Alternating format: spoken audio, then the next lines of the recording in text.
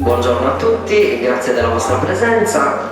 Io sono Luca Sarriu, vicepresidente della cooperativa Semata, che ha realizzato questo progetto ideato dalle archeologhe Sebastiana Mele e Manuela Puddu, che cerca di tracciare un primo bilancio anche approfondito di quelle che sono le emergenze archeologiche del territorio comunale di San Giovanni Suergiu, con una attenzione particolare al periodo romano. Come tutti sapete, San Giovanni Suergiu è un territorio ricchissimo di emergenze archeologiche, magari di qualcuna faremo cenno durante il convegno e al termine del convegno vedremo un piccolo documentario che è stato realizzato proprio usando le testimonianze di alcuni gentili abitanti di San Giovanni Suergiu che hanno deciso di condividere con noi i ricordi della loro infanzia o comunque delle impressioni legate appunto a siti archeologici che hanno accompagnato la loro vita fin da quando erano bambini. Approfittando per ringraziarlo dell'ospitalità, io lascerei la parola al sindaco di San Giovanni Suergiu, l'ingegner Federico Palmas. Grazie, buongiorno a tutti. Ringrazio tutti i presenti per essere venuti oggi, perché è veramente un avvenimento importante per il nostro paese, e per questo colgo l'occasione di ringraziare soprattutto Manuela per il lavoro fatto. Siamo contenti di avere la presenza anche dell'assessore provinciale, che continua ad appoggiare tutte le iniziative che portiamo avanti di carattere per quanto riguarda tutto quello che è il recupero delle nostre tradizioni e del nostro patrimonio archeologico. Ringrazio a tutti e buon proseguimento.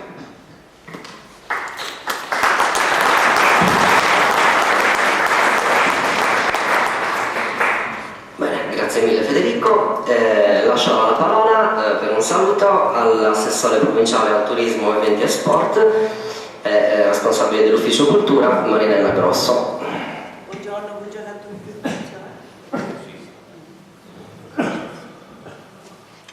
Buongiorno a tutti, vi ringrazio per avermi ospitata e colgo l'occasione per portarvi i saluti dell'amministrazione e del Presidente.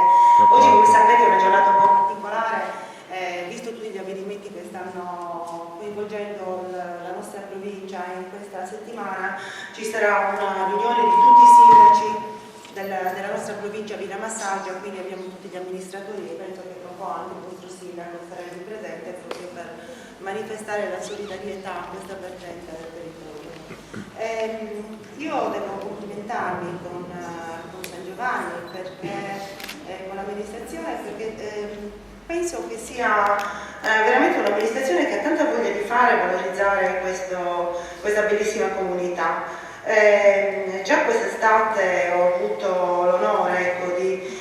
essere condotta in un posto meraviglioso che è il Loci Santus, e che a me ha veramente affascinato questo posto, un posto meraviglioso e che abbiamo cercato di valorizzare in tutte le maniere. Speriamo che quest'anno di poter ripetere l'esperienza di Carignano e soprattutto un'altra nuova esperienza che stiamo portando avanti come provincia, che è la valorizzazione dei siti culturali e archeologici attraverso il teatro, e quindi già da adesso vi annuncio che Isloci Santus sarà coinvolta come location per una delle puntate di teatro di pietra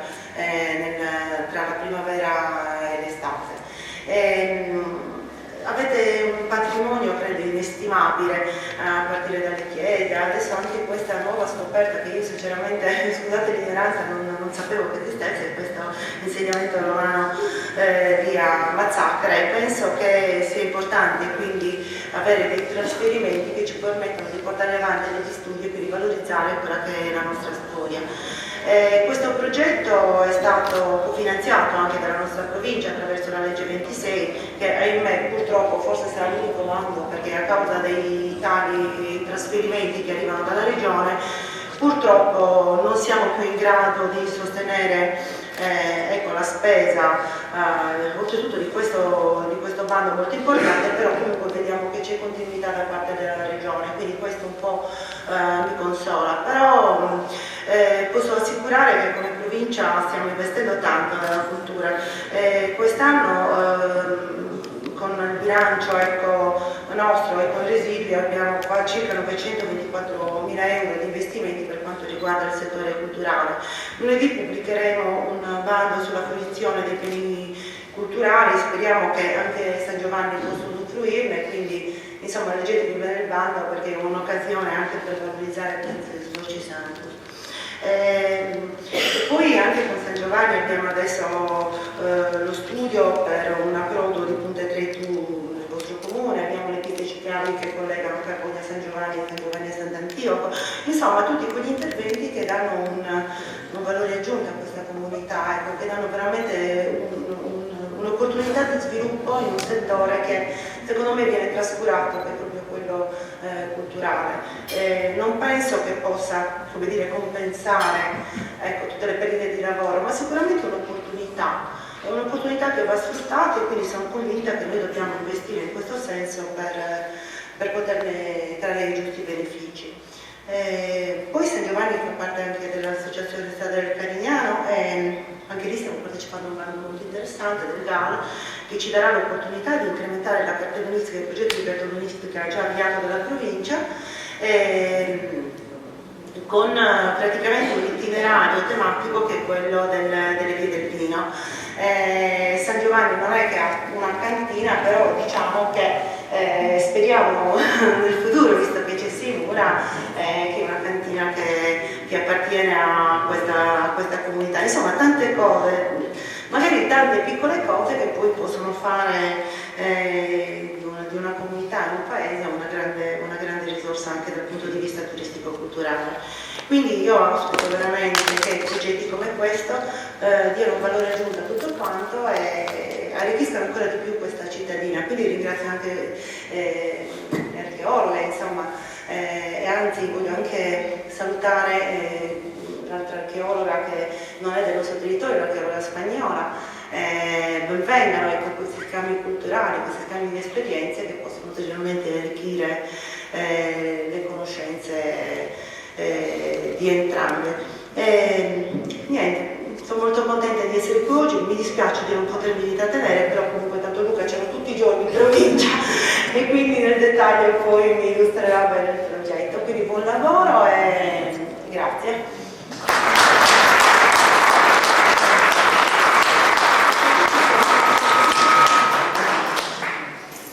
Ringraziamo l'assessore per questo contributo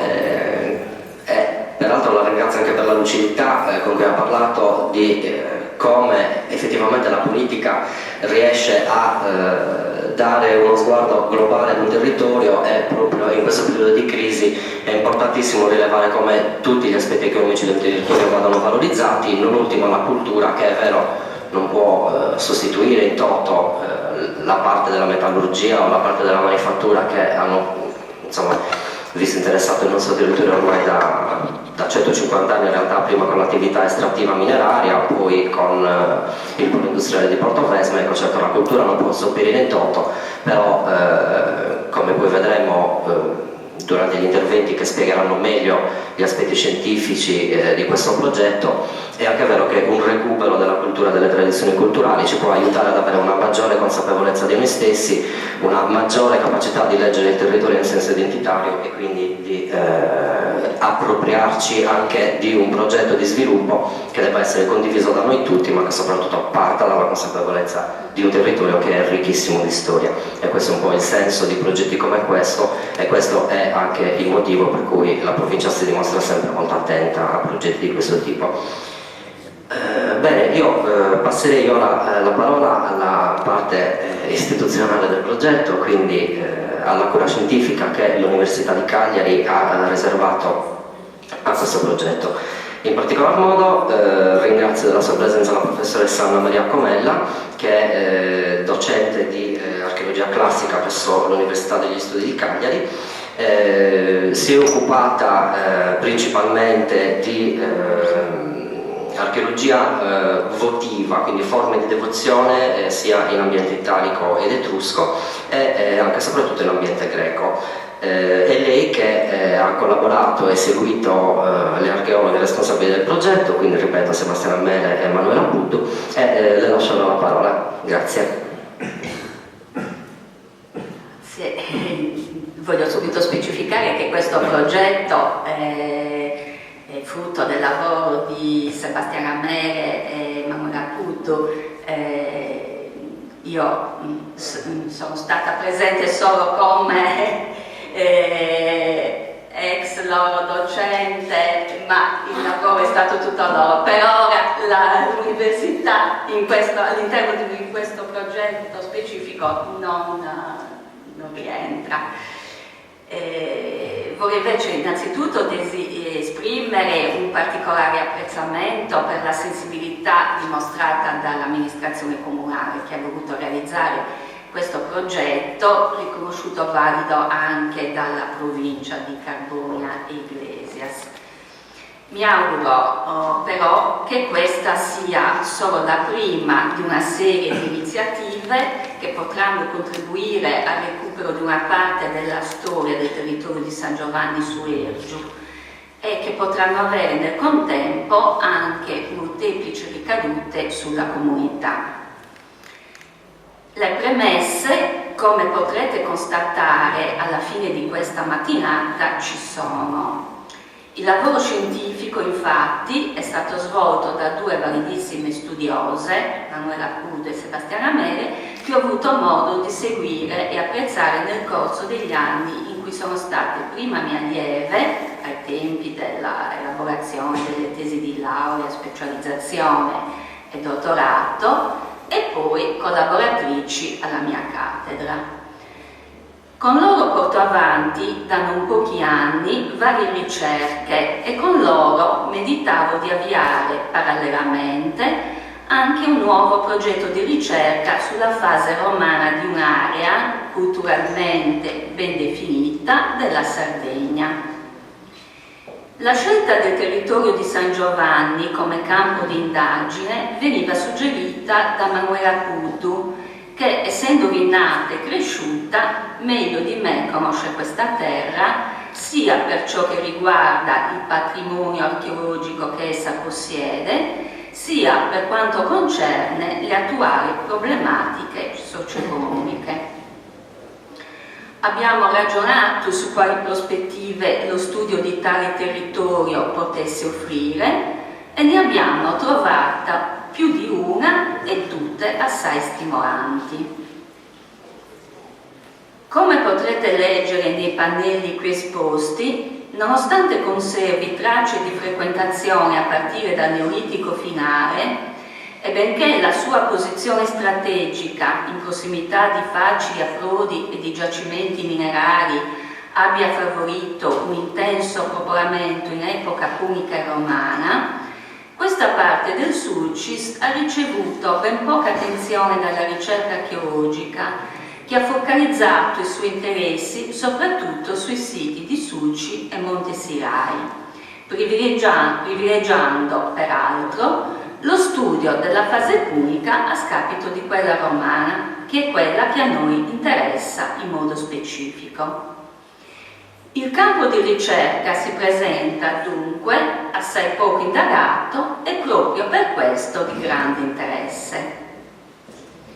Un altro fattore che ci è sembrato determinante per intraprendere questa ricerca è il preoccupante stato di abbandono e di degrado in cui versano le non poche emergenze archeologiche di questo territorio.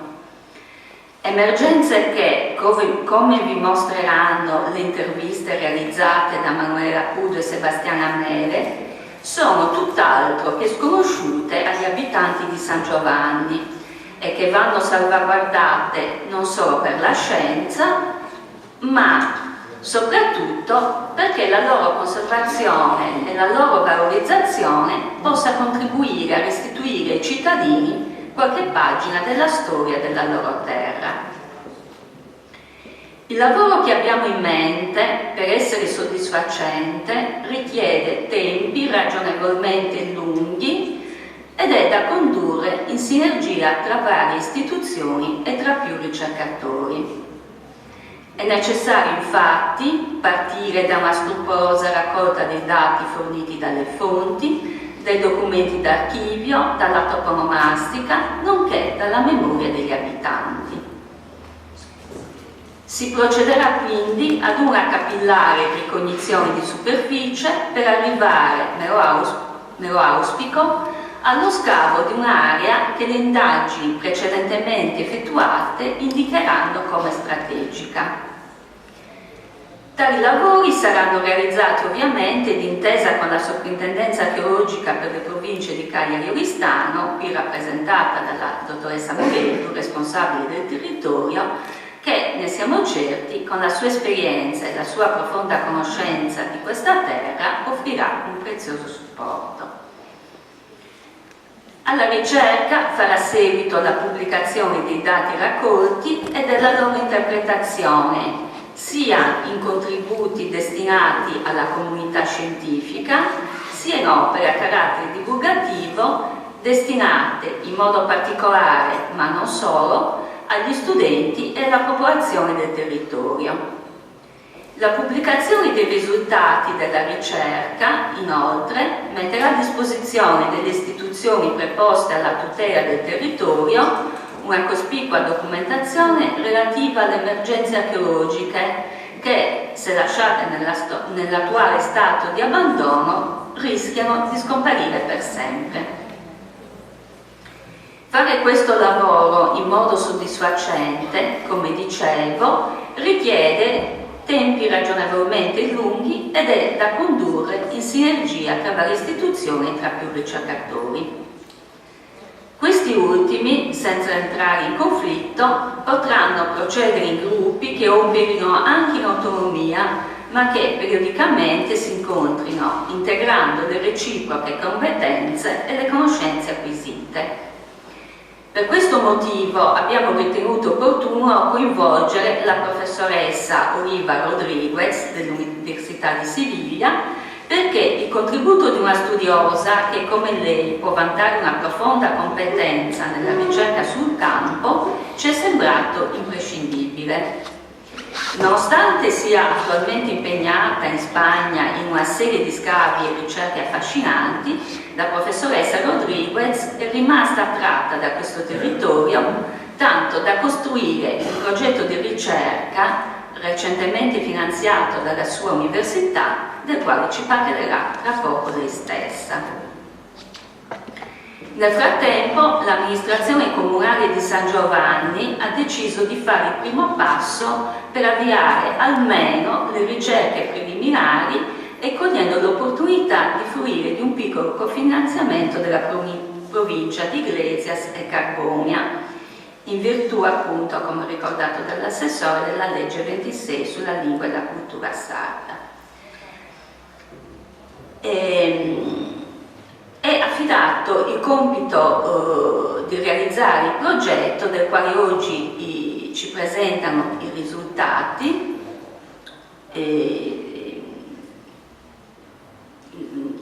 L'amministrazione comunale ha voluto affidare il compito di realizzare il progetto, del quale oggi ci vengono presentati i risultati, alla cooperativa Semata, che ha dato a Manuela Pudu e Sebastiana Mere l'incarico di eseguire la parte scientifica del lavoro. I risultati che le due studiose oggi ci presentano sono ovviamente solo quelli della prima fase del più ampio progetto che molto rapidamente vi ho illustrato. Troppo limitato è stato infatti il tempo che essi hanno avuto a disposizione e modeste sono state le risorse loro offerte. Ma è comunque un lavoro molto valido e importante e sicuramente un'ottima base di partenza che sarà documentato, oltre che dai poster qui esposti e da quanto Manuela Cudo e Sebastiana Mele ci riferiranno oggi, da una pubblicazione che uscirà tra pochi mesi. Entro l'estate si svolgeranno i lavori diretti dalla professoressa Oliva Rodriguez, che con la sua equipe effettuerà un'intensiva ricerca di superficie. Suppongo che alla fine del prossimo anno ci rincontreremo per conoscerne i risultati.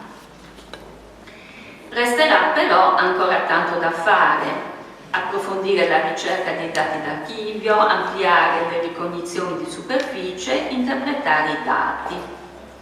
Per fare questo, tuttavia, è necessario che ci sia uno studioso che lavori a tempo pieno e non saltuariamente e per pochi mesi. Confido al riguardo che possa essere realizzata una mia proposta progettuale che, qualora fosse finanziata dalla Regione Sarda, mi consentirebbe di coordinare i lavori di uno studioso che, grazie a un assegno di ricerca, si impegnerebbe a tempo pieno per almeno 2 anni. Se tale proposta sarà soddisfatta, avremo modo di rincontrarci ancora e non per parlare di progetti, ma di risultati. Questo per quanto riguarda le ricerche che abbiamo pianificato. Il solo lavoro dei ricercatori, tuttavia, non sarà sufficiente per raggiungere un più ambizioso obiettivo, quello di una ricaduta sulla comunità che verrebbe in primo luogo dal recupero delle aree archeologiche, in secondo luogo dalla realizzazione di strutture fruibili da tutti i cittadini e non soltanto dagli addetti ai lavori.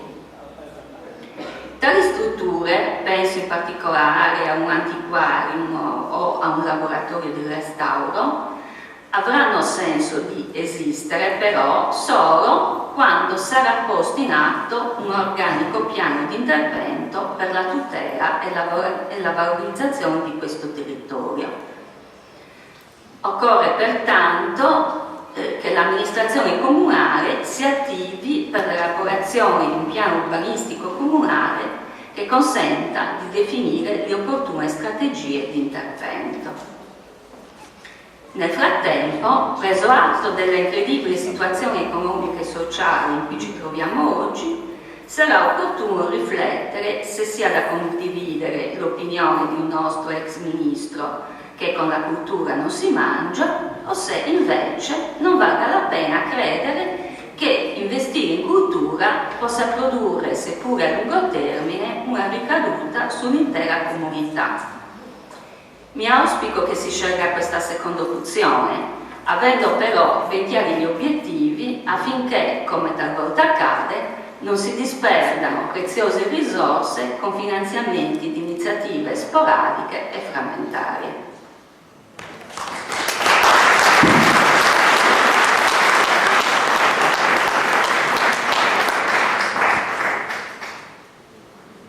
Bene, ringraziamo la professoressa Comella per questo intervento. Insomma, come notate, gli interventi saranno un po' tutti nella stessa direzione, ossia cercare di comunicare quanto la cultura in realtà sia in grado poi di formare un territorio in una progettualità strategica, come giustamente diceva la professoressa Comella. Approfitto anche per rassicurare e complimentarmi con l'amministrazione comunale di San Giovanni Suergio, che comunque mi pare molto attenta a queste tematiche. Peraltro già si discute della partecipazione al bando per i sistemi museali, probabilmente non con questa annualità perché i tempi sono un po' stretti, però credo che la volontà ci sia di rendere di nuovo la cultura un qualcosa che è importante nel territorio. Poi insomma in Italia sappiamo quanto il patrimonio culturale sia forse potrebbe essere la maggior fonte di reddito, purtroppo non lo è, perché appunto i ministri vanno e vengono e non tutti vedono la cultura nello stesso modo. Allora, passiamo ora alla presentazione vera e propria del progetto da parte delle archeologhe che l'hanno realizzato e se ne sono occupate. È vero, i tempi sono stati stretti, però devo dire che mi pare che i risultati siano più che ottimi. Qualcuno di voi credo abbia già potuto dare uno sguardo ai pannelli didattici che sono stati allestiti e che vengono presentati proprio questa mattina, che cercano di fare un po' il quadro della situazione archeologica di San Giovanni Suergiu. Per spiegarci meglio le metodologie con cui sono state condotte le ricerche e presentare appunto questi primi risultati ottenuti,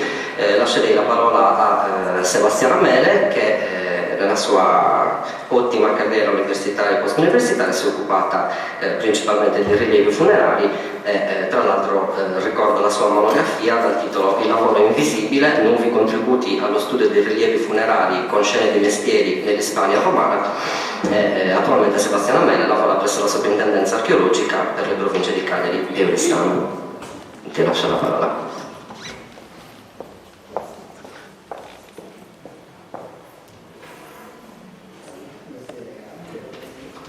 Buongiorno a tutti, benvenuti. Il progetto di cui oggi presentiamo i primi risultati vogliamo definirlo prima di tutto un atto d'amore doveroso nei confronti della nostra terra in senso lato, perché in realtà mi sento anch'io un po' di San Giovanni dopo tutto questo lavoro, questi contatti, e soprattutto un atto d'amore nei confronti delle persone che la abitano. Ma in realtà lo vediamo anche come un atto d'amore nei confronti di noi stessi, dal momento che ne siamo convinte. Lavorare al recupero e alla ricostruzione critica del proprio passato significa gettare basi solide nel presente per costruire il proprio futuro. Normalmente la poesia contenuta in questa considerazione si scontra con la dura realtà e quindi l'unica alternativa al lavoro di ricerca gratuito, che è una pratica peraltro tristemente diffusa in campo archeologico, è la ricerca e il reperimento di fondi erogati a tale scopo da enti pubblici o privati. Nel caso specifico del progetto che vi presentiamo in questa sede, la provincia di Carbonia Iglesias e il comune di San Giovanni Suergiu. Lasciamo i doverosi ringraziamenti ovviamente alla fine. Come ha già illustrato la professoressa Comella e chiarirà ulteriormente la professoressa Rodriguez nell'ultimo intervento, questo studio è parte di un progetto di ricerca più articolato ed esteso, del quale il nostro è una sorta di avanguardia, che si è prefissa come scopo quello di fare il punto relativamente alle evidenze archeologiche del territorio di San Giovanni Suergiu in età romana, ai fini della conoscenza, della tutela e fruizione più appropriate dello stesso. Quando si costruisce un progetto di ricerca è bene fin da subito avere presenti non solo gli obiettivi che si vogliono raggiungere, ma anche i limiti del progetto e quindi operare in vista del loro superamento. Dobbiamo dire onestamente che tracciare un quadro scientificamente corretto del territorio di San Giovanni Suergiu in epoca romana si è rivelata fin da subito come un'impresa non troppo semplice, a motivo sia della frammentarietà dei dati noti, e questo è dovuto al fatto che, come quasi tutti sapete, vi è nel territorio una quasi totale assenza di scavi archeologici per quanto riguarda San Giovanni, se si eccetuano le varie campagne di scavo che hanno interessato la necropoli a Domus Deianas di Isloci Santus, più qualche scavo d'urgenza, e penso per esempio a quello in località Subruncu, Punta Gannau. Ancora vi è anche il problema della scarsa bibliografia scientifica di riferimento, dovuta forse alla concentrazione dell'interesse da parte degli studiosi quasi esclusivamente nei confronti di centri limitrofi particolarmente noti, come, per citarne solo alcuni, Sulci, Montesirai e Panilorida. Diciamo quindi che abbiamo provato a trasformare queste premesse che potevano essere in qualche modo poco incoraggianti in uno stimolo per adottare una metodologia che in qualche modo fosse una metodologia che a noi piace definire quasi combinata, nel senso che abbiamo provato ad intrecciare fonti diverse che, prese da sole, hanno comunque ciascuna il proprio grado di attendibilità, ma messe in relazione tra loro, quindi fatte dialogare tra loro, hanno potuto, secondo noi, esplicare al meglio il proprio potenziale informativo. Quindi questa metodologia, è stata caratterizzata da più interventi. Abbiamo condotto ricerche d'archivio presso le due soprintendenze di Cagliari e Oristano, quella archeologica e quella ai monumenti. Abbiamo analizzato la cartografia storica con relativa toponomastica della fine del XIX secolo, 1882, quindi le carte dell'Ufficio Tecnico Erariale, custodite presso l'Archivio di Stato di Cagliari. Abbiamo letto criticamente la letteratura scientifica di riferimento, proceduto quando possibile alla visione autoptica dei siti, quindi abbiamo fatto delle ricognizioni guidati in questo in maniera veramente cortese dall'associazione Il Quadrifoglio. E ancora, questa è stata la parte emotivamente più coinvolgente del progetto, abbiamo raccolto e ricomposto i racconti di cittadini sangiovannesi entusiasti e generosi nel condividere con noi il proprio bagaglio di ricordi, archeologici e non necessariamente archeologici. Il quadro quindi che scaturisce da queste operazioni ci sembra tutt'altro che trascurabile, ma certamente necessita di ulteriori analisi, ossia ricognizioni archeologiche e scavi stratigrafici previsti nelle fasi successive del progetto, accanto all'individuazione degli strumenti più idonei ai fini della sua tutela e fruizione collettiva. Quindi la prima considerazione che emerge dai dati frutto, come vi dicevo, dell'incrocio delle fonti di cui vi ho parlato è la straordinaria ricchezza in termini archeologici del territorio di San Giovanni Suergiu, un territorio che si estende per più di 70 km quadrati, è quello che in questa visione di Google Earth naturalmente vedete in giallo, e che godeva di una posizione privilegiata allo sbocco delle vie che conducevano verso il mare i metalli sulcitani.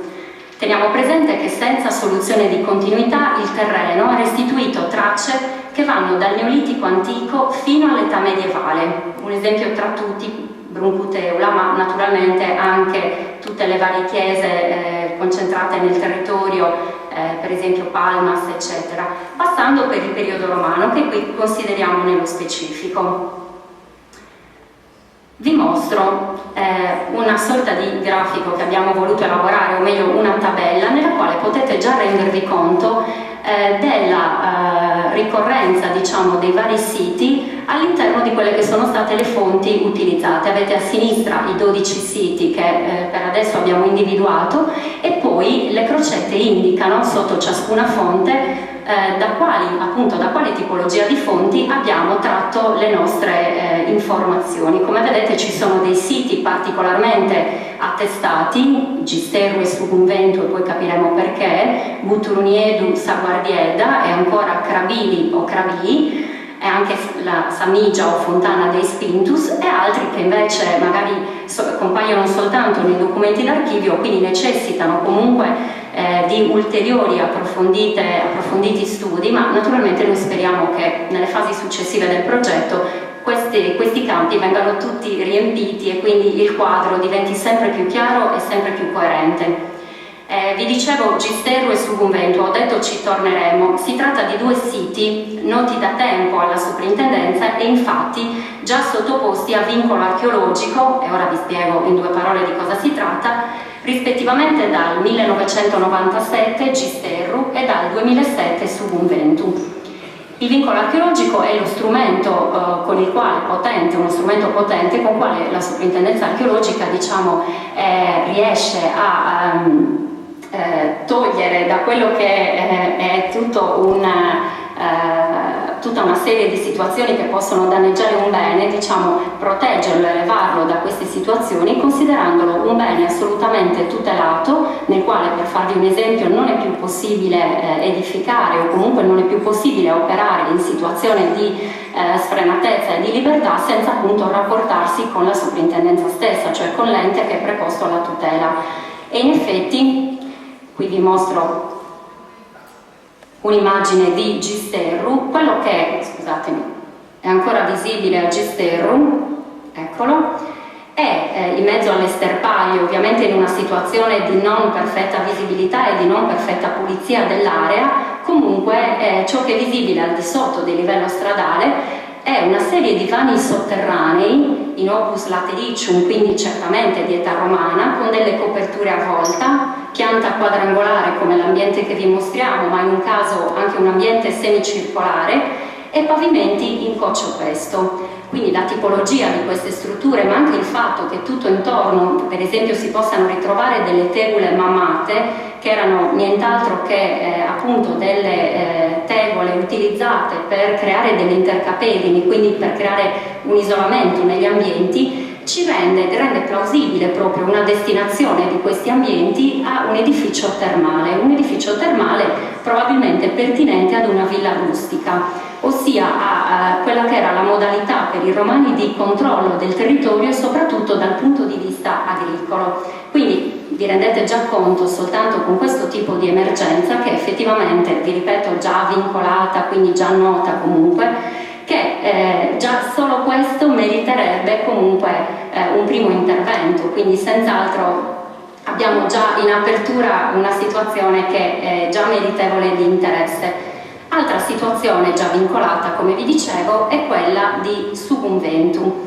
Quello che rimane oggi, probabilmente agli occhi di alcuni, è soltanto un ammasso quasi confuso appunto di blocchi, in moltissimi casi però squadrati, in realtà pertinenti alla base di un edificio. È successo però che già nel 2006 veniva segnalato alla soprintendenza che purtroppo risultavano asportati dei grossi blocchi con un profilo che diciamo li rendeva adatti per costituire dei gradini, e che questi blocchi erano stati poi depositati, diciamo erano stati asportati e decontestualizzati, quindi sono stati ritrovati in un sito lontano da subunventum, ma una ricognizione nel territorio ci ha permesso di appurare che appunto in superficie c'è una tale dispersione di materiale ceramico, di embrici, addirittura di piccole tessere di mosaico, che unite a quello che rimane dal punto di vista dell'emergenza archeologica senz'altro giustificano il vincolo e giustificano il fatto che l'area vada senza ombra di dubbio degnata di un'attenzione assolutamente profonda. Ora, il sito che vi ho mostrato prima, Gisterru, gravita nel territorio di Mazzacara. Sappiamo bene che Mazzacara è l'abitato moderno in cui numerosi studiosi, seguendo il passo della geografia di Tolomeo, individuano il populum oppidum, appunto, che è citato nelle fonti.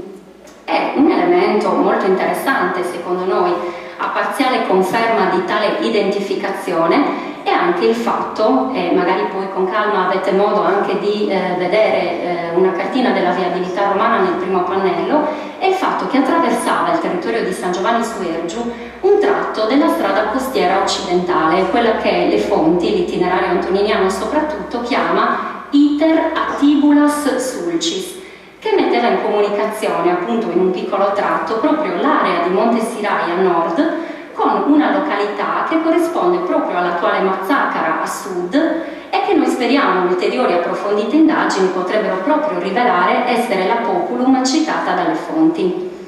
Quello che noi abbiamo trovato di particolarmente veramente curioso e interessante è che la cartografia storica, cioè le carte dell'ufficio tecnico erariale di cui vi parlavo prima, ricordano proprio tale cammino in un percorso che viene chiamato Sumori o Sugammino de Buturunieddu. È una ricognizione effettuata proprio nel sito omonimo che qui vedete indicato, Buturunieddu, ha rilevato proprio la presenza sul terreno di queste pietre sicuramente non naturali, in allineamento, che in realtà affiorano per certi tratti e invece per lunghi tratti scompaiono sotto la vegetazione e che potrebbero essere proprio i resti di una strada antica che si percorreva per raggiungere l'abitato, l'area di Monte Sirai. Teniamo presente che nei ricordi delle persone intervistate, ma anche nei ricordi che emergono da molte altre chiacchierate piacevoli fatte con abitanti di San Giovanni, assolutamente questa strada, che veniva percorsa anche con i carri o comunque a piedi in passato, è certamente ricordata, quindi una strada che collegava l'abitato di Mazzacara con l'area di Monte Sirai. Una strada che però in età romana non doveva essere l'unico collegamento tra il territorio di San Giovanni e i centri limitrofi, se realmente, come noi vogliamo pensare, si rivelassero pertinenti a strutture portuali tratti di fondazioni in grossi blocchi monolitici in località Saguardieda, proprio di rimpetto a Sulci. I documenti d'archivio parlano talvolta anche di tracce di fortificazioni, ma che si tratti di fortificazioni o di strutture in maniera più pertinente portuali, certamente anche questo sito diciamo che ha veramente attirato la nostra attenzione e riteniamo che possa essere uno dei siti sui quali magari in futuro concentrare anche proprio ulteriori ricerche e ulteriori studi. Del resto per parlare ancora del centro di Mazzaccara, i documenti ricordano ancora l'esistenza di una necropoli magari punico-romana nel sito di Iscollus, in cui in particolare si sono rinvenute 5 tombe a fossa che contenevano 14 anforette decorate di età storica non meglio precisabile e ancora strutture pertinenti a ville rustiche in località Isgannaus e Guardia Riga, presso le coste della laguna di Sant'Antioco. Come vedete, più volte vi ho parlato di resti di insediamenti rustici, con forte probabilità questa era proprio una tipologia di approccio al territorio in età romana, quindi sarebbe anche interessante se venisse fuori proprio la relazione tra le varie ville, quindi magari anche un sistema di sfruttamento agricolo del territorio che andrebbe ad aggiungersi allo sfruttamento invece minerario, che forse è quello che di solito relativamente a questa zona è quello meno conosciuto e di cui si parla più spesso. Ancora vi mostro un pezzo senz'altro pregevole. In località Subruncu una Domus Deianas ha restituito degli oscilla fittili, e questo è uno di essi, quindi un oscillum che appunto i fori di sospensione in alto ci danno già l'idea essere un oggetto che veniva appeso, talvolta anche in ambienti esterni con degli scopi di solito comunque decorativi, che aveva delle raffigurazioni, in questo caso un volto femminile, e che si data, questo in particolar modo, tra la fine dell'età repubblicana e la prima età imperiale. Tenete presente che a Subruncu sono stati rinvenuti 14 appunto di questi oscilla in parte e in parte testine fittili, custoditi naturalmente assolutamente a Villa Sulci a Carbonia, quindi certamente in ottime mani, e tra di essi abbiamo anche parte di un bruciaprofumi con una testa di un demone barbuto. Quindi questo che cosa ci fa pensare, e anche dal punto di vista antropologico introduce un discorso molto interessante, che quella Domus Deianas ha senz'altro subito una fase di riutilizzo anche piuttosto lunga, e quindi c'è stata una continuità che andrebbe indagata, che andrebbe studiata e che abbiamo capito si ripete molto spesso in questa zona, cioè i monumenti non vengono abbandonati, ma finché è possibile si cerca comunque di riempirli di nuovi significati e di continuare ad utilizzarli. Ancora un altro sito è Bruncuteula, già il nome parlante rimanda proprio alle tegole fittili, e in effetti i documenti d'archivio parlano tracce di una possibile fornace romana, con laterizi visibili sia in affioramento dal terreno che in mare. Un altro sito che ci ha particolarmente incuriosito, io vorrei tornare indietro alla prima tabella, ma non vorrei poi allungarmi troppo, quindi fidatevi di me, era uno dei siti cravili che in realtà per il quale abbiamo trovato attestazioni sia nelle fonti d'archivio, sia nella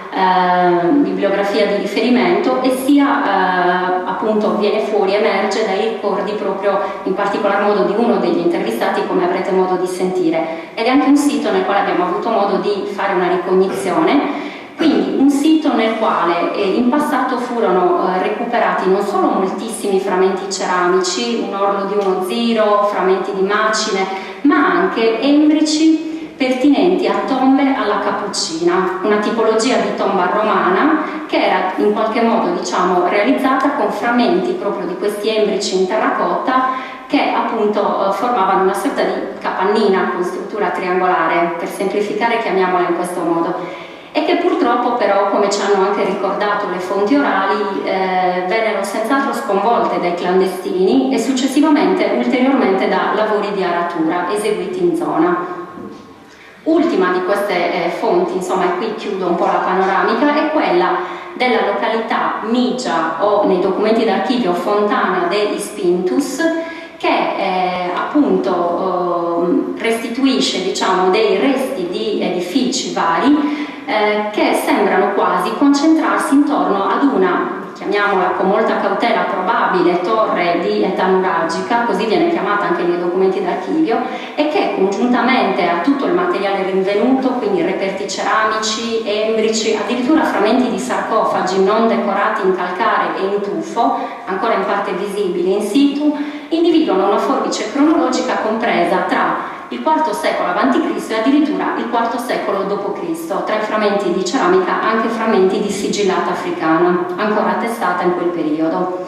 Ecco, questo sinteticamente, veramente sinteticamente, è il quadro che emerge dal lavoro, ma non voglio stare qui qui a tediarvi ulteriormente. Voglio soltanto lanciare qualche input perché voi abbiate un po' la misura di quanto ci può essere ancora da fare e da conoscere. E come appunto abbiamo ripetuto più volte e ripeteremo ancora, tutto ciò non è che una sorta di progetto pilota che deve un po' fare da apripista a nuovi studi e a nuove indagini. Quello che noi ci teniamo a sottolineare è che ciascuno con i propri strumenti può concorrere alla ricostruzione e alla tutela del proprio passato e del patrimonio culturale del luogo in cui abita, nella maniera più semplice, condividendo le proprie conoscenze riguardo al territorio, affinché poi esse vengano elaborate in seno agli istituti preposti alla tutela e alla ricerca e possano poi avere una ricaduta positiva sul territorio, e dire territorio significa dire comunità. Pertanto, nel condividere con voi tutti la speranza che davvero questo sia solo l'inizio di un percorso, vorrei concludere questo intervento mostrandovi, ne siamo molto fiere, un pregevole reperto che magari tanti di voi ancora non conoscono e che proviene da Isloci Santus. Si tratta di una dea madre in pietra di dimensioni estremamente ridotte, circa 3 cm, che è stata rinvenuta casualmente nel 2001, consegnata assolutamente alla soprintendenza, quindi è custodita a Sant'Antioco e attende pazientemente che qualcuno possa studiarla e pubblicarla. Vi ringrazio.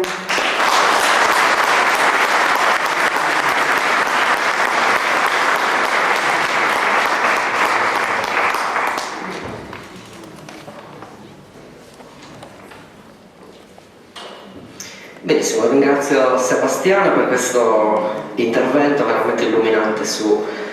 quanto vasto e variegato è il patrimonio di San Giovanni Suergiu.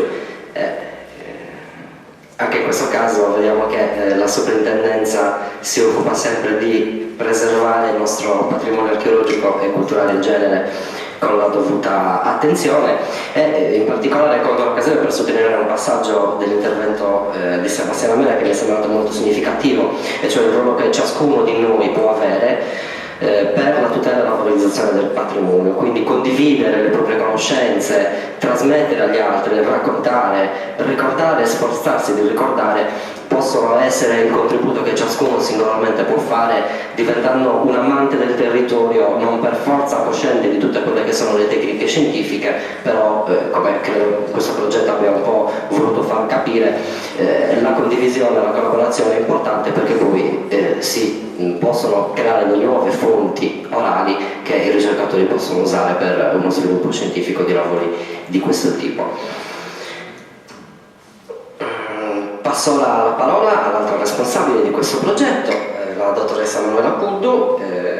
che in questo caso ci illustrerà un po' lo spirito con cui sono stati condotti questi studi, principalmente concentrandosi sulle ricadute economiche e culturali che un progetto di questo tipo può avere su un territorio, l'importanza del contesto di monumenti e reperti e la restituzione di quello che è stato chiamato il patrimonio archeologico sommerso. Manuela credo non abbia bisogno di presentazioni perché è una nostra concittadina, si è laureata a Cagliari, ha conseguito il dottorato in archeologia greca e romana presso l'Università di Perugia e ha frequentato un master in archeologia subacquea presso l'Università Sant'Orsola Benincasa. La sua produzione scientifica verte principalmente su studi di iconografia e in particolar modo ha indagato le stele funerarie di età ellenistica dell'Asia Minore e attualmente sta preparando ed è in fase di conclusione un progetto sui monumenti funerari della Sicilia romana.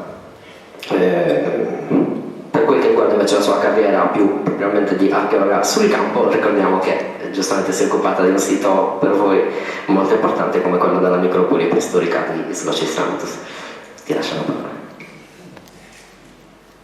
Buongiorno a tutti. Quindi, come già anticipato Luca, io non mi occuperò degli aspetti scientifici del progetto, nel senso dei risultati che abbiamo ottenuto, ma di quello che è stato lo spirito con cui abbiamo voluto condurlo, lo spirito quindi che l'ha promosso. È senz'altro una casualità, però non sempre le cose accadono per caso e mi fa molto piacere che la giornata di oggi sia successiva a quella che ormai internazionalmente viene riconosciuta come la giornata della memoria. perché in realtà penso che chiunque di noi in questa ricorrenza abbia anche soltanto visto un film o abbia letto un libro sul tema dello sterminio, dell'Olocausto, forse può capire meglio il motivo per cui noi abbiamo scelto questo titolo, dal ricordo individuale alla memoria collettiva, per il nostro progetto, e poi io l'ho scelto in particolar modo per il mio intervento.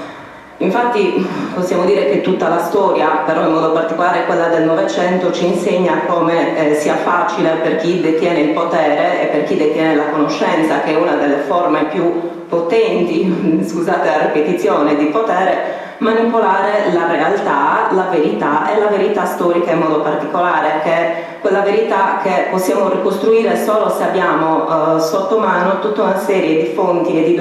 di documenti a cui non tutti naturalmente possono normalmente accedere. Ma anche senza ricordare eventi così lontani nel tempo, anche nella realtà contemporanea abbiamo sicuramente degli esempi molto calzanti di questo tipo di manipolazione della verità e della verità storica. Non è necessario fare il nome di un partito politico contemporaneo che ad esempio diffusamente parla di un territorio chiamato Padania e intende con questo territorio tutta una serie di regioni che vanno dalla Valle d'Aosta al Friuli o che vanno dalle Alpi sino a buona parte dell'Italia centrale, come se questo territorio esistesse, fosse mai esistito, fosse omogeneo dal punto di vista storico, dal punto di vista linguistico e magari differente rispetto al resto della penisola italiana. Senz'altro ci sono grandi differenze, però queste differenze sono differenze regionali, differenze locali, non certo omogenee di tutto questo territorio. Però a furia di ripetere un concetto, la gente, soprattutto non avendo la possibilità di verificare le basi di questo concetto, finisce per crederci. E così magari si parla anche di popolo padano o addirittura di popolo celtico, ignorando completamente che i Celti sono giunti comunque nel Nord Italia come invasori, così come vengono definiti magari gli attuali extracomunitari, che vengono definiti invasori, e si sono poi mescolati alla popolazione locale e successivamente sono stati a loro volta oggetto dell'arrivo dei Romani con i coloni italici che si sono mescolati con le popolazioni che hanno trovato in quest'area. Per cui è evidente che non si può parlare di popolo padano. È un po' come se oggi in Sardegna parlassimo di noi stessi come di popolo nuragico, ed effettivamente in realtà forse qualcuno lo fa, come se non fosse già il popolo nuragico a sua volta il frutto di contaminazioni tra popoli che si sono succeduti nei loro arrivi in Sardegna, e soprattutto come se successivamente alla civiltà nuragica non ci fosse stato una contaminazione delle nostre popolazioni con almeno un'altra decina di popolazioni differenti, naturalmente non attribuendo certo un significato negativo a quello di contaminazione, ma anzi il significato più positivo possibile. Per questo è importante il lavoro dell'archeologia, per questo sono importanti i progetti archeologici, per permettere a tutti, e in questo senso io nel mio titolo parlo di archeologia scienza di tutti, a tutti di sapere chi siamo e in che modo siamo diventati, in che modo abbiamo acquisito le caratteristiche che abbiamo oggi. Quindi è assolutamente da incoraggiare l'atteggiamento di chi si avvicina, e penso soprattutto a diverse associazioni culturali di cui abbiamo esempi molto vivaci nel nostro comune, di chi si avvicina al proprio passato con l'intento di farlo conoscere e di divulgarlo. Naturalmente bisogna solo stare attenti che non si compiano invece questi meccanismi con lo scopo di manipolare appunto la verità e magari di sostenere ad esempio delle gerarchie di valori o gerarchie di popoli, la supremazia di un popolo su un altro, addirittura con l'idea di giustificare delle violenze. Quindi possiamo dire che lo scopo di ogni ricerca archeologica, e quindi anche di quella che stiamo qui presentando oggi, è quello di mettere al servizio di tutti le proprie conoscenze e le proprie competenze per concorrere a ricostruire quella che è stata chiamata la memoria storica di un popolo e del territorio in cui naturalmente quel popolo abita. Il primo passo, forse più importante per ricostruire la memoria storica e per quindi da compiere in ciascuna comunità, anche la più piccola, è quello di capire quale ricchezza possa essere tutta quella serie di monumenti, di reperti e di conoscenze che costituiscono il patrimonio culturale. Non è un caso che per indicare appunto il complesso dei beni culturali si parli di patrimonio, con l'utilizzo di un termine che è normalmente legato all'ambito economicistico e che ricorda appunto il passaggio di beni di generazione in generazione, da padre a figlio. Contiene questa parola nella sua etimologia la parola padre, appunto pater, per cui è evidente che è fondamentale capire che il patrimonio culturale è la grande ricchezza che dobbiamo trasferire di generazione in generazione. Il passo successivo, che è fondamentale che faccia ogni comunità nel suo piccolo, è quello di capire quanto sia importante il contesto in cui è inserito un monumento, e quindi anche il paesaggio che lo circonda, e il contesto ad esempio da cui proviene un reperto. Perché pensiamo, vi faccio un esempio, a questi meravigliosi frammenti di ceramica micenea, quindi relativi appunto al popolo miceneo che abitò e esplicò la propria cultura in Grecia e nelle isole circostanti verso la fine del secondo millennio a.C., che provengono da diversi strati del nuraghe Antigori di San Roque. Ceramica micenea ritrovata oltretutto insieme, proprio nei medesimi strati, con ceramica nuragica. Quando questi reperti sono stati rinvenuti alla fine degli anni 70, per la prima volta è stato possibile ipotizzare che esistesse una stretta rete commerciale e quindi anche un fitto scambio anche di tipo culturale tra il mondo miceneo interessato al commercio dei metalli e il mondo invece il mondo nuragico. Naturalmente, se ad esempio questi reperti non fossero giunti in primo luogo nelle mani di un archeologo, ma fossero stati decontestualizzati, portati via da questa struttura e solo successivamente fossero stati studiati, certo avrebbero magari potuto dirci qualcosa in più sulla ceramica micenea, niente di rilevante probabilmente, ma senz'altro avremmo perso l'informazione importantissima su questa rete di scambi tra il mondo nuragico e il mondo del Mediterraneo orientale, che invece è stata così testimoniata per la prima volta e successivamente confermata da tante altre scoperte. Quindi è essenziale che si diffonda sempre più capillarmente la consapevolezza dell'importanza di non sottrarre neanche il più piccolo frammento dal contesto in cui viene rinvenuto, perché la perdita di dati connessa a questo atto può essere enorme. Forse in contraddizione, ma una contraddizione solo apparente, e anche quest'altra però necessità, cioè che i cittadini si rendano conto dell'importanza di far emergere quello che può essere definito il patrimonio archeologico sommerso. Non si tratta naturalmente del patrimonio archeologico subacqueo, ma sommerso intendendo con questo termine tutta quella serie di rinvenimenti sporadici effettuati da privati cittadini che nel corso degli anni non hanno mai denunciato tali rinvenimenti per il timore naturalmente delle conseguenze penali che sarebbero potute derivare da un atto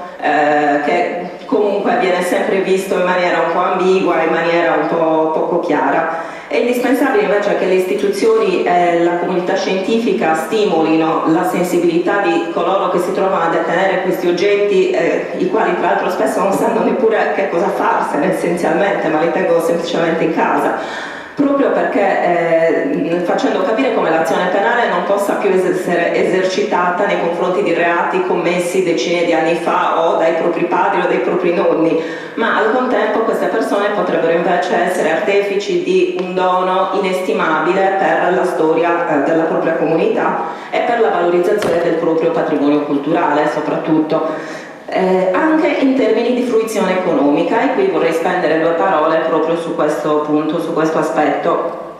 perché naturalmente è fondamentale anche interrogarci su qual è la ricaduta, anche la ricaduta economica di progetti come quello che presentiamo.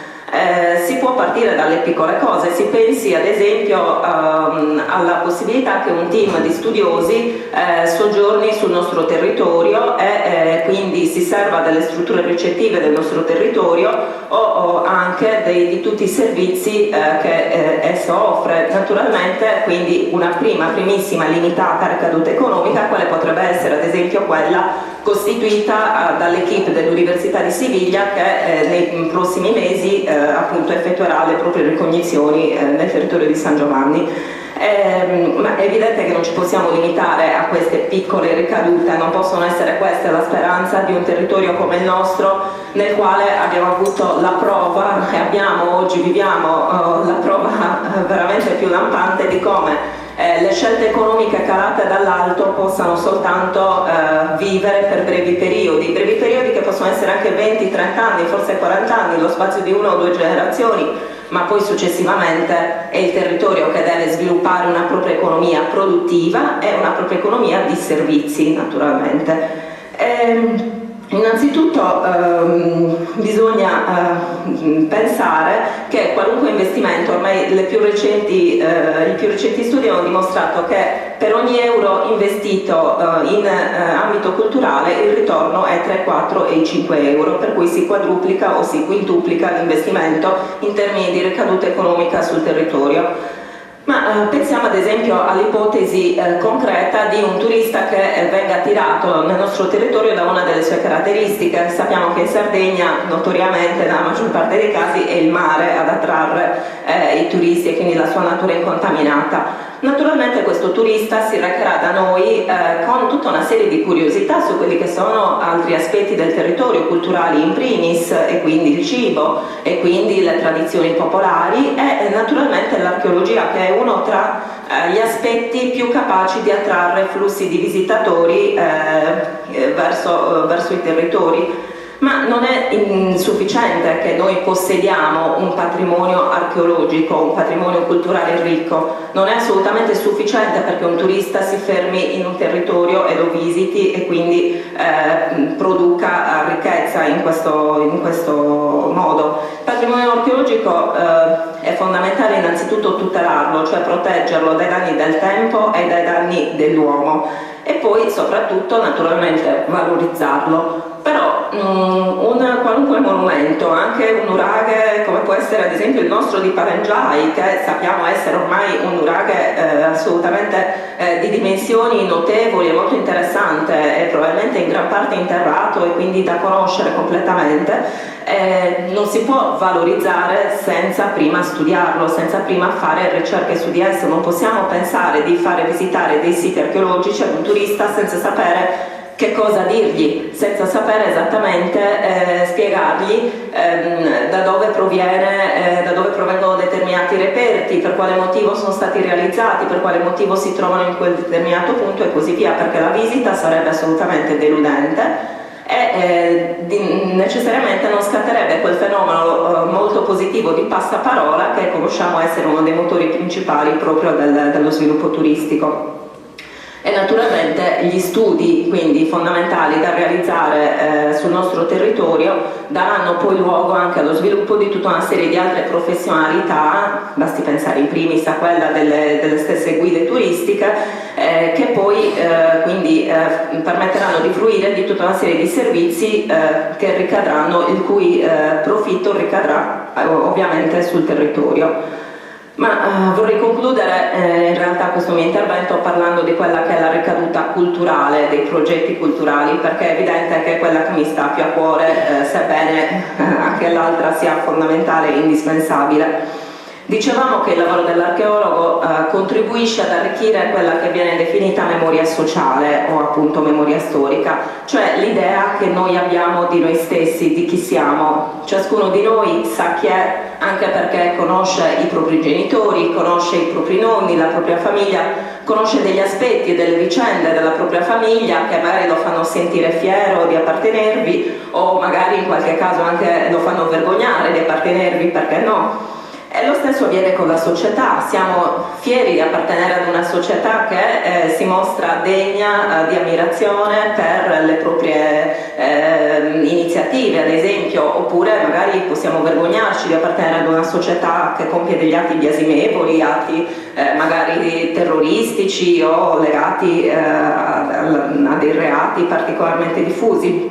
Per questo è importante che possiamo recuperare anche il più piccolo frammento del nostro passato, proprio per cercare di capire chi siamo, di cercare di capire che cosa hanno fatto coloro che ci hanno preceduto sul territorio, di imparare dai loro errori o anche invece al contrario di seguirne l'esempio.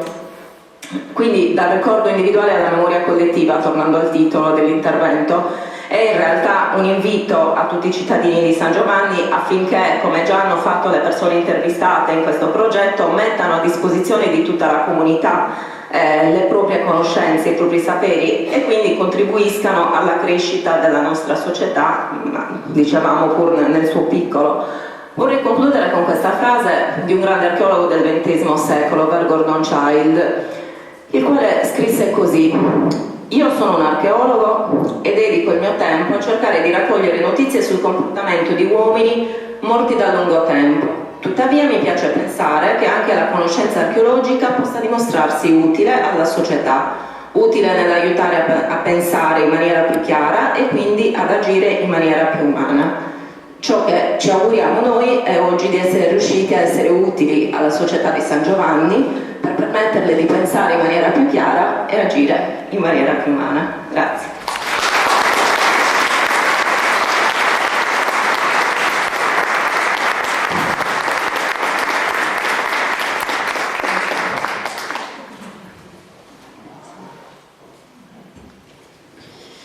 Benissimo, grazie Emanuela, il tuo intervento era veramente stimolante e tra l'altro credo che queste siano delle occasioni veramente preziose per fare incontrare la comunità scientifica e, come vedremo dopo, le istituzioni, in particolar modo la soprintendenza archivistica, per trasmettere anche ai cittadini innanzitutto la necessità che le istituzioni hanno di una condivisione della conoscenza, che può essere anche una condivisione fisica di reperti, come giustamente Emanuela ricordava. Però in particolar modo c'è stato un punto che mi ha molto stimolato nell'intervento di Emanuela, e cioè il fatto che la ricaduta economica e un'eventuale fruizione del patrimonio archeologico dal punto di vista del turismo culturale va sempre accompagnata dalla condivisione, perché in realtà il detentore del patrimonio, il detentore del passaggio del bene da padre in figlio, bellissimo questa etimologia che ci hai ricordato, appunto ci può essere una fruizione dal punto di vista del turismo culturale solamente se la comunità condivide e comprende l'importanza del patrimonio che possiede. Quindi in realtà quello che ci dobbiamo auspicare è che ci siano tanti piccoli archeologi diffusi, cioè che tutta la comunità sia partecipe e condivida all'interno di se stessa per rafforzare la propria identità e per non vergognarsi di appartenere alla propria comunità, ma soprattutto nei confronti di chi ci viene a trovare. Quindi comunicare, parlare è il metodo migliore per incuriosirsi, e in questa occasione avere anche dei tecnici che possono insegnarci a conoscere e capire. Passiamo all'altra parte del progetto, che è quella che riguarda il partenariato internazionale tra il team di archeologhe sarde, appunto Manuela Puddu e Sebastiana Mele, e la professoressa Oliva Rodriguez Gutierrez, che è docente di archeologia romana presso l'Università di Siviglia, e ci descriverà quella che è un po' la seconda fase, il secondo step di questo progetto, che appunto vedrà coinvolti anche alcuni studenti dell'Università spagnola, e in questo intervento la professoressa Gutierrez esporrà brevemente alcuni degli obiettivi e aspetti metodologici dell'attività che l'Università di Siviglia prospetta di svolgere in futuro, e con particolare riferimento al territorio di San Giovanni Suergiu e alla collaborazione con altri studiosi che verranno coinvolti in questa seconda fase del progetto. Prego.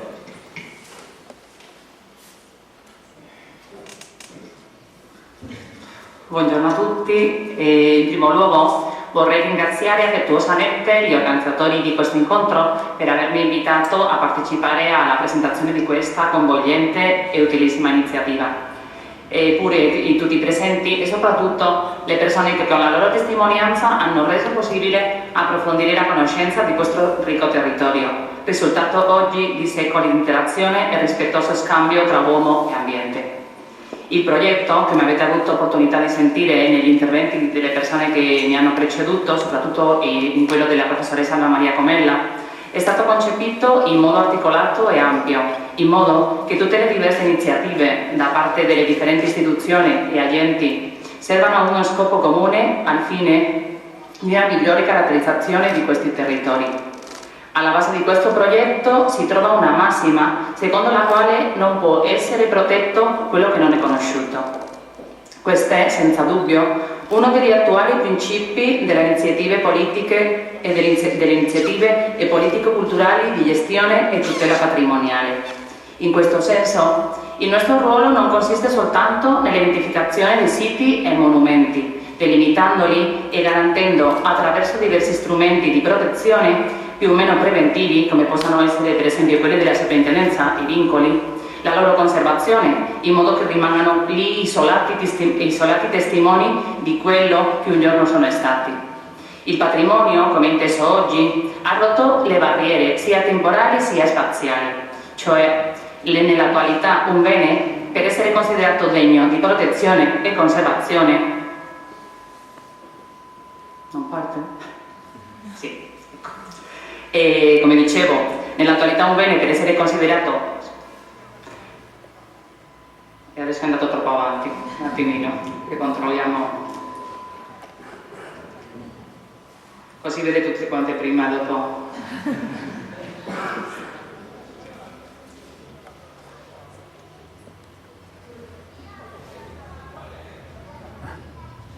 Vi dicevo comunque, e dopo li ricontrolliamo, che nell'attualità un bene per essere considerato degno di protezione e conservazione non deve necessariamente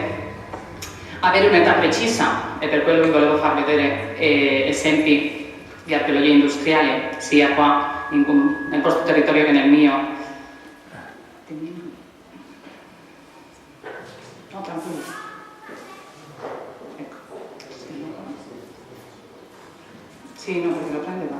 Eccoci, sì. Siamo qua. Quindi vi dicevo che questi sono esempi che ci fanno capire comunque che oggi il patrimonio non deve essere comunque un'antichità, una cosa troppo antica per farlo capire patrimonio, e quindi qua vedete per esempio l'esempio della piazza principale di Carbonia, la centrale di Santa Caterina, sempre in questo territorio di San Giovanni, o come confronto spagnolo le antiche miniere di Villanueva del Río in Minas, un sito pure archeologico che si trova da noi nella provincia di Siviglia. Ma comunque vi dicevo quello che non necessariamente deve avere un'età precisa, un'età stabilita da amministrazioni, dalle politiche culturali, ma pure neanche rispondere a un'imponente realtà materiale, e per quello vi volevo far vedere sia feste locali ma un po' più lontane come quella di San Efisio a Cagliari, la vostra della Madonna di Tartaglia, ma pure quelle che facciamo noi per esempio come la Romeria del Rocío a Huelva. Quindi è importante sottolineare queste cose qua in questa terra che forse non c'è bisogno, perché si trova tra le più ricche del Mediterraneo per le tradizioni di caratteri immateriali che ancora oggi hanno piena validità. Ma comunque dall'altro lato è fondamentale riflettere sull'importanza che per la comprensione dei diversi complessi fenomeni culturali la cui unica testimonianza superstite oggi sia una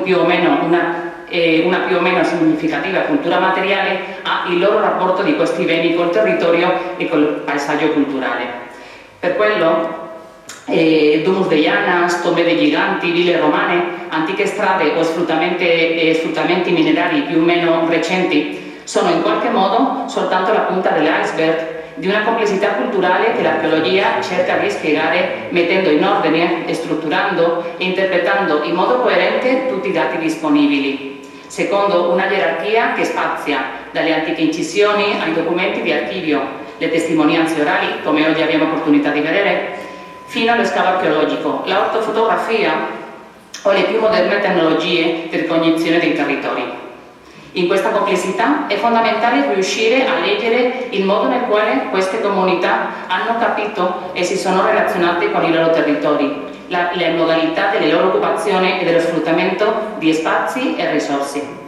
Riuscire a capire il percorso morfologico e simbolico che il passaggio ha fatto attraverso i secoli ci aiuterà in modo prezioso a concepirlo nel suo insieme come testimonianza dell'eredità collettiva.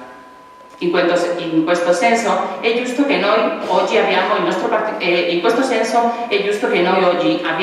particolare e personale modo di usufruire e trasformare il territorio, ma il nostro uso dovrebbe limitarsi ad essere un anello in più di questa ricca catena che non possiamo interrompere o condizionare in questo modo irreversibile. Con queste immagini comunque vi volevo far capire che non soltanto da voi si trovano questi utilizzi del territorio, ma pure da noi ce ne sono tanti esempi di siti archeologici che adesso devono lottare un po' contro questo uso un po' a volte aggressivo nei confronti del patrimonio. Quindi vedete siti archeologici con dei pannelli solari,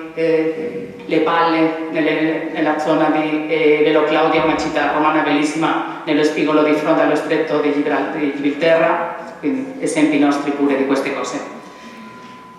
È necessario riflettere molto seriamente sulle decisioni che prendiamo al fine di adeguare i nostri territori alle nuove necessità che i tempi impongono. In questo senso, come già è stato sottolineato dalla dottoressa Moredu, in modo che tra i principali strumenti che oggi usiamo per gestire i nostri territori in modo che subiscano una crescita coerente e più adeguata possibile agli interessi comuni si trovano i piani regolatori.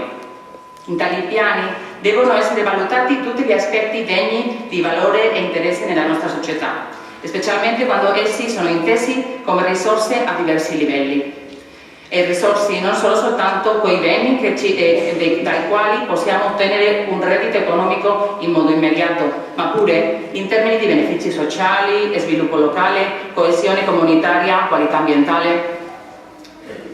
E tutto questo lo scopo di una ricognizione sistematica dei territori che serva a evidenziare e a delimitare in tutta la loro complessità i diversi fatti culturali che servono a gestire correttamente i nostri territori. Prima si dovrà partire pertanto da una conoscenza integrale di tutte queste testimonianze culturali, sia archeologiche, storiche, industriali, etnologiche, secondo una precisa localizzazione, superficie, stato di conservazione,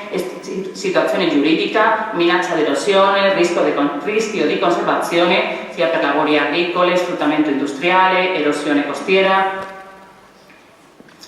che permetta di fare le scelte giuste.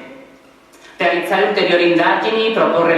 l'imposizione dei vincoli, valorizzazione, documentazione. L'approccio sarà diacronico e sistematico, cercando di valutare tutte le testimonianze in modo omogeneo, in un territorio dove in modo artificiale sono stati tradizionalmente studiati con maggiore attenzione periodi storici come il Nuragico e soprattutto il Fenicio Punico, all'interno del triangolo ben conosciuto disegnato da Paniloriga, Sant'Antioco e Montesidai. In questo senso è pure di enorme interesse tenere presente l'importanza simbolica e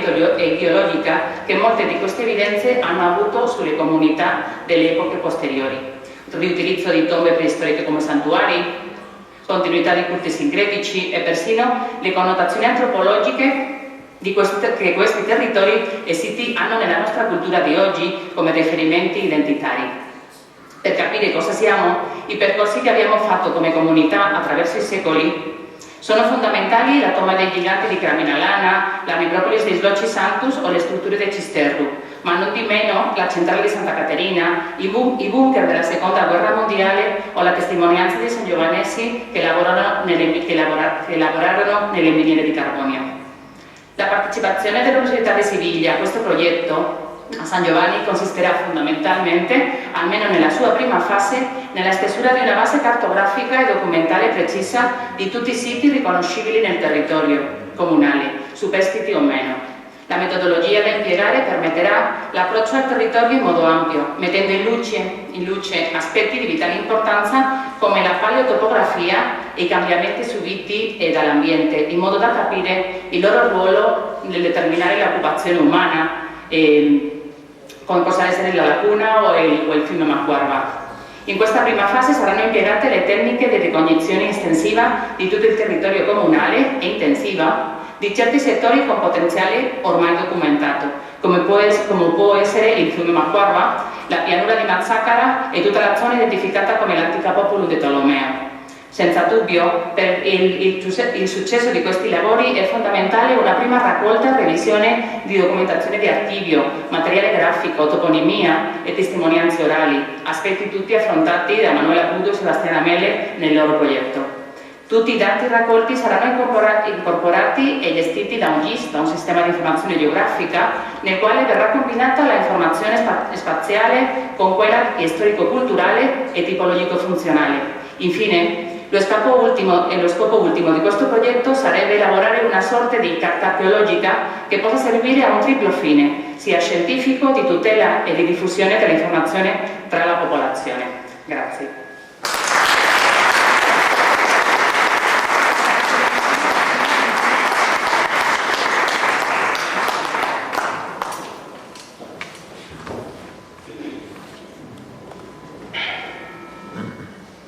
Benissimo, quindi ringraziamo Oliva innanzitutto per la sua presenza e poi per averci illustrato questa seconda fase del progetto che mi sembra molto interessante. Tra l'altro, dopo meno di 700 anni prepariamoci perché il Golfo di Palmas vedrà un nuovo sbarco dalla Spagna, a quanto pare.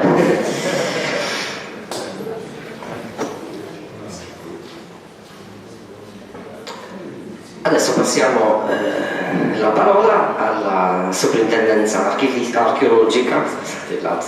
per le province di Cagliari e Oristano che fin dall'inizio ha espresso un parere favorevole su questo progetto, concentrandosi principalmente sulle sue valenze in termini di favorire la tutela e la valorizzazione del territorio comunale di San Giovanni Suergiu. Invito quindi a darci un suo intervento la dottoressa Donatella Mureddu, che è direttore archeologo della Soprintendenza per i beni archeologici per le province di Cagliari e Oristano. Grazie.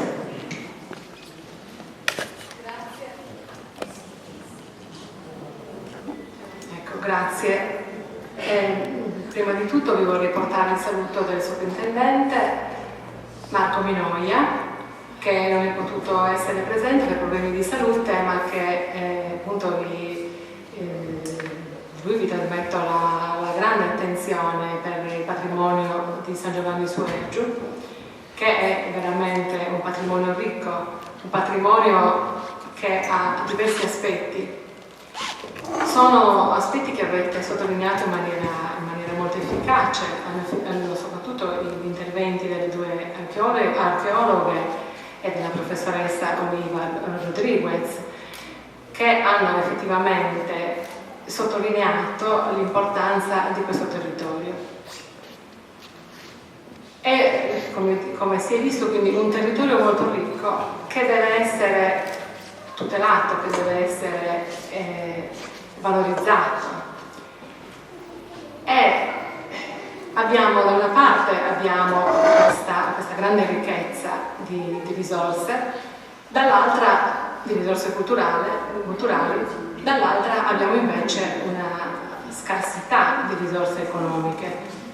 Bisogna quindi cercare di realizzare, di organizzare dei piani nuovi, dei piani che possano contribuire a sfruttare queste risorse culturali a costo quasi zero, purtroppo, perché andiamo incontro a tempi, come sapete benissimo voi, tempi sempre più difficili. E allora come fare? Come può muoversi il territorio di San Giovanni Suergiu, il comune di San Giovanni Suergiu in questa situazione così problematica? secondo me secondo noi, secondo la sovrintendenza, ci sono diverse strade da seguire, ci sono diverse strategie da porre in atto. Una, come ha già anticipato la professoressa Rodriguez, la prima strategia è la strategia che passa attraverso la conoscenza e la gestione del territorio. Un territorio di questo tipo, così ricco, così variegato, ha proprio la necessità di essere conosciuto e pianificato.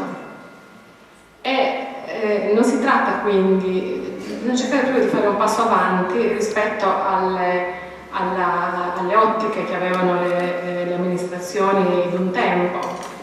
che si limitavano a interventi sporadici, interventi molto spesso legati a dare un sollievo alla disoccupazione temporanea, ma che poi rimanevano, non avevano nessun tipo di sviluppo. Bisogna fare un passo avanti e cercare di riuscire ad attuare delle pianificazioni in tempi lunghi, in tempi più lunghi. L'adeguamento del PUC al piano paesaggistico regionale è sicuramente una strada molto, molto importante. Ho parlato un attimo fa col sindaco che si è dovuto allontanare e mi ha assicurato che il comune di San Giovanni su Ergiu intende portare avanti l'adeguamento del piano urbanistico comunale entro un anno. Si avrà così uno strumento importantissimo di tutela del territorio.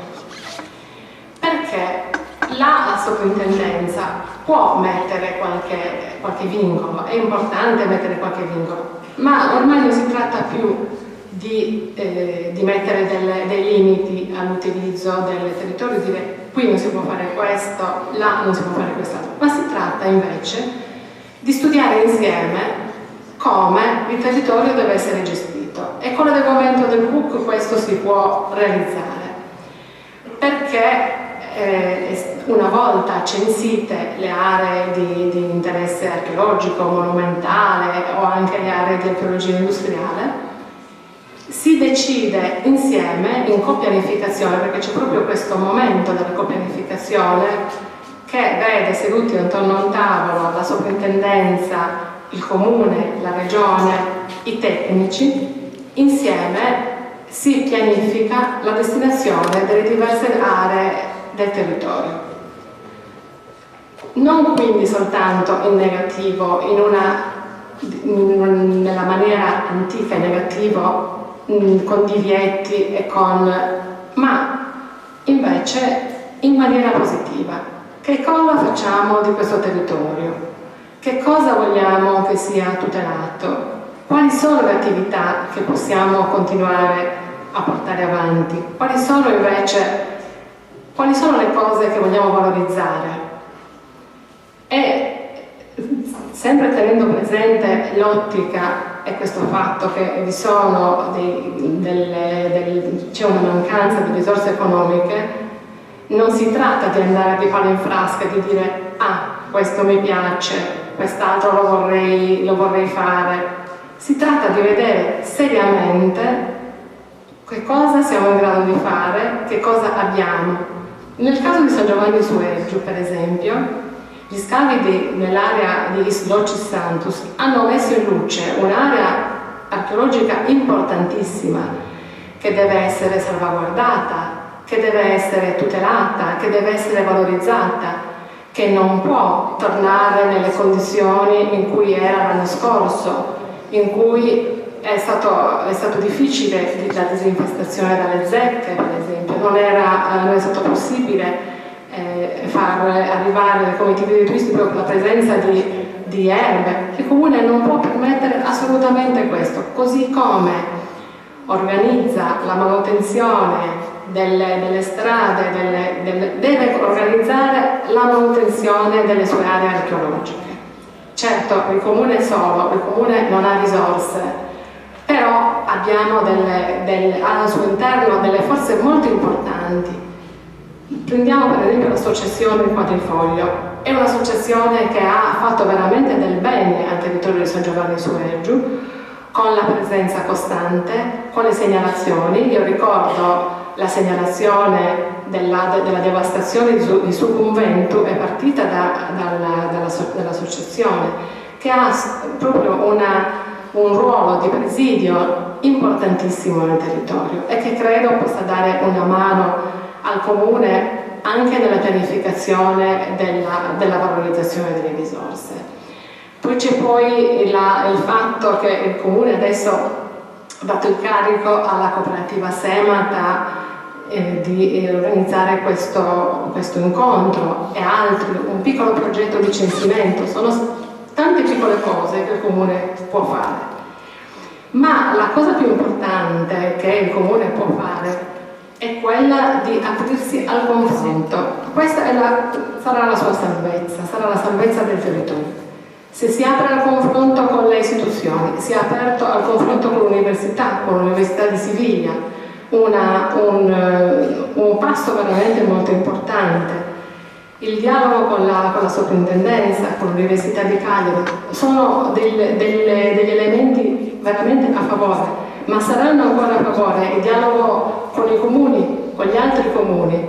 perché ci potrà essere una rete di comuni che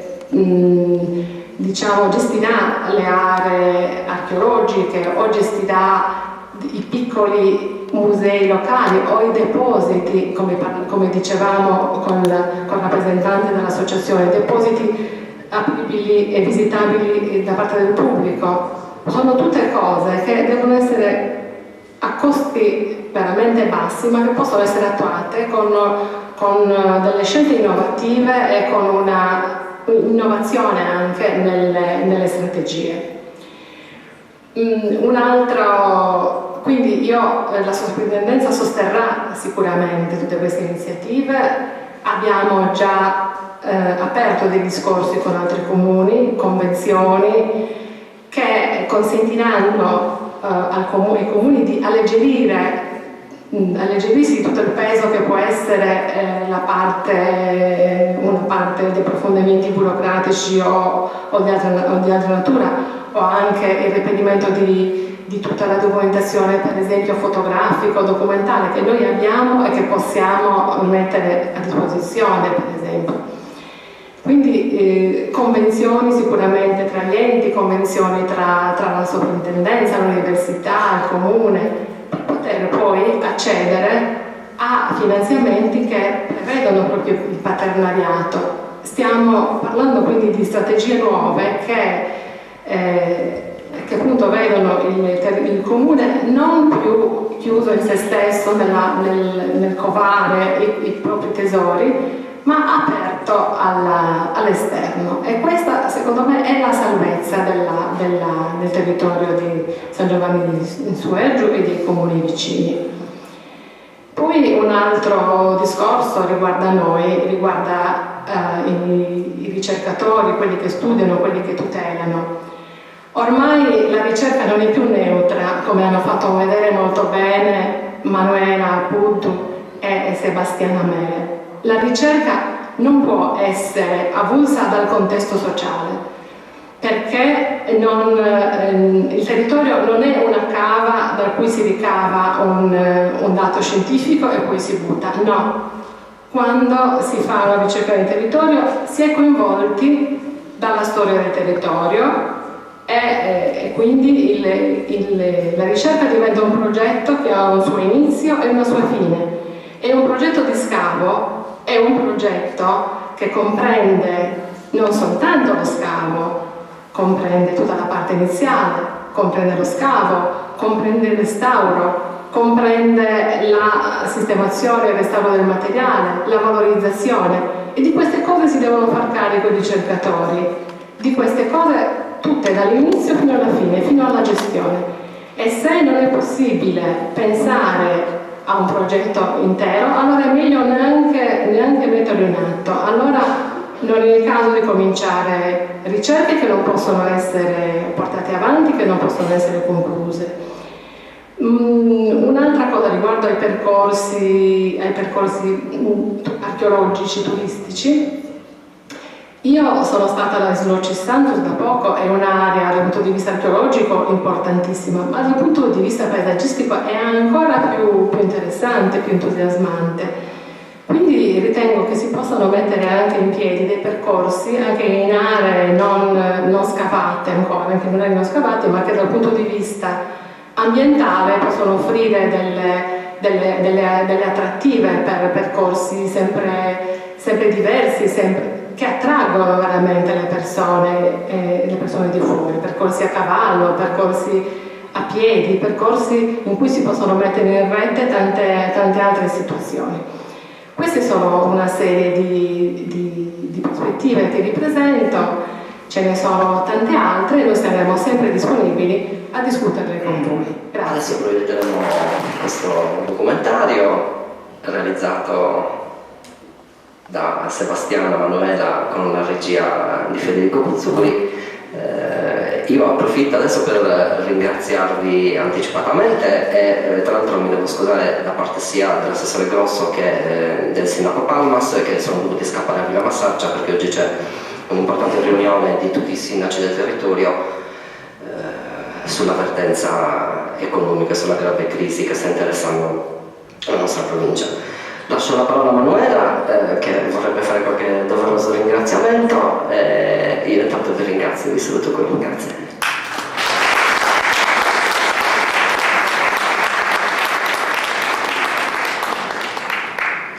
Vi prenderò veramente solo 1 minuto o 2 prima della visione di questo filmato, che forse è la cosa più attesa da tanti. I nostri ringraziamenti però naturalmente sono doverosi, innanzitutto a chi ha finanziato il progetto e quindi alla provincia di Carboni Iglesias che vi ha creduto per prima e poi successivamente all'amministrazione comunale di San Giovanni, ma all'amministrazione comunale presente che vi ha creduto più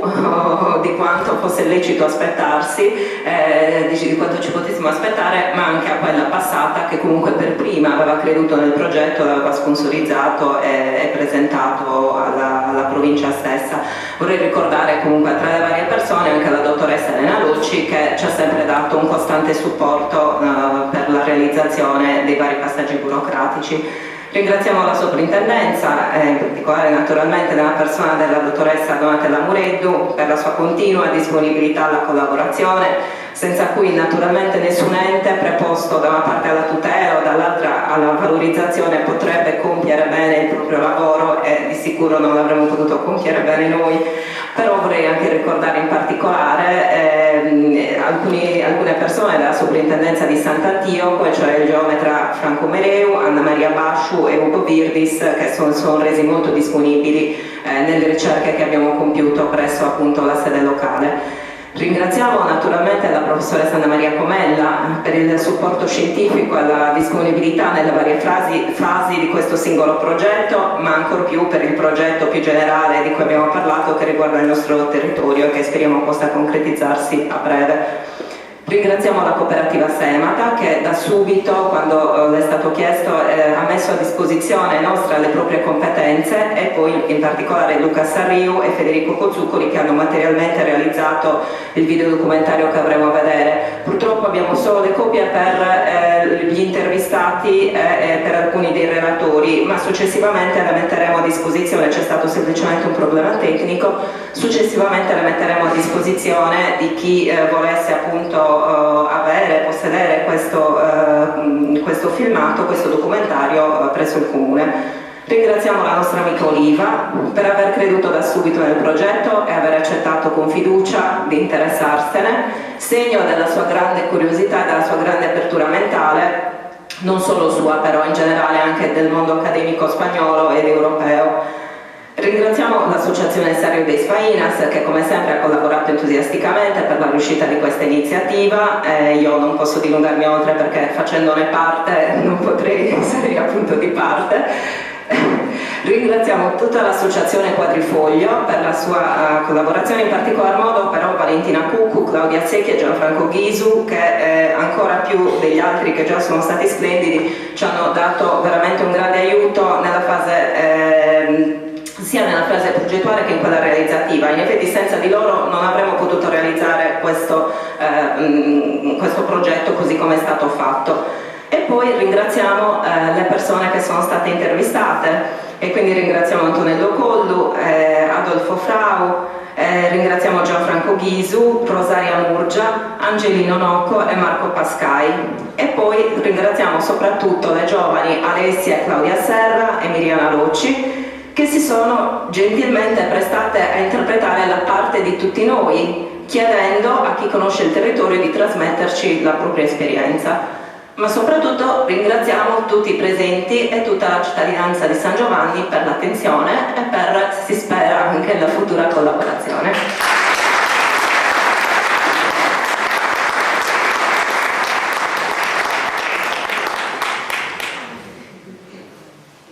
Dopo il DVD ci sarà un piccolo rinfresco a cui siete naturalmente tutti invitati, ci farà molto piacere intrattenerci e chiacchierare con voi. Grazie.